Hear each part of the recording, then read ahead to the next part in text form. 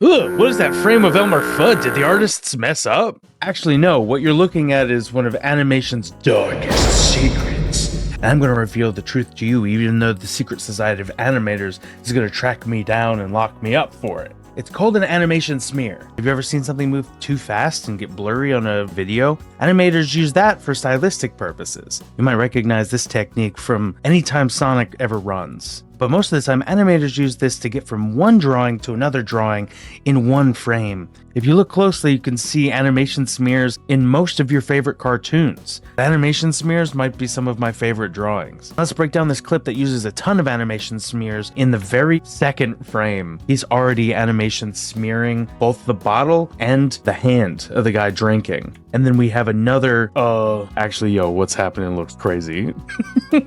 But you see, I gotta get off of this frame. The hand and the bottle come down in a fast blur, and that gets repeated every time he drinks. But then when we go away from the table, we do a background smear. Look at this frame of him real stretched out and long. And then we have an animation smear of him coming in. We just have him thick and then thin. Now, I've used different animation smears in different shorts of mine too. This baby's head gets shaken around by this foot. I've found that animation smears work really well if you're doing loops. If you want to animate a fly, you might do an animation smear of the wings, and you want to track the motion in a nice arc. You have this animation loop of a wing that looks like it's flapping really fast. So let's try making our own animation smear. We're gonna make a first pose, and I'm gonna draw me talking about animation smears to all of you guys.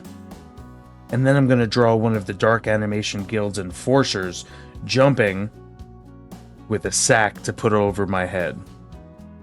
Now for our second frame, I'm gonna draw me turning around in surprise.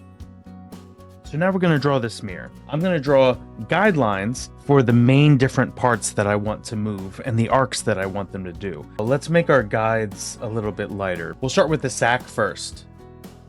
So we're going to track this hand all the way back here. Then we could take this arm and smear it. So I'm going to make a stylistic choice like we can see through his arm. So next we can work on me. I'm going to draw multiple instances of the eyes, and I'm gonna draw a whole bunch of teeth. So I'm doing the silhouette of a hand, and then we're blurring it as it comes around. So now we have our smear frame. It looks pretty crazy, right? But if I play it, it feels fluid. Then if we want to, we can add an impact frame here, and we can add this guy falling in, and we can add an anticipation pose. Thanks for watching the video, guys. You spilled the secret of the smear. You're coming with me.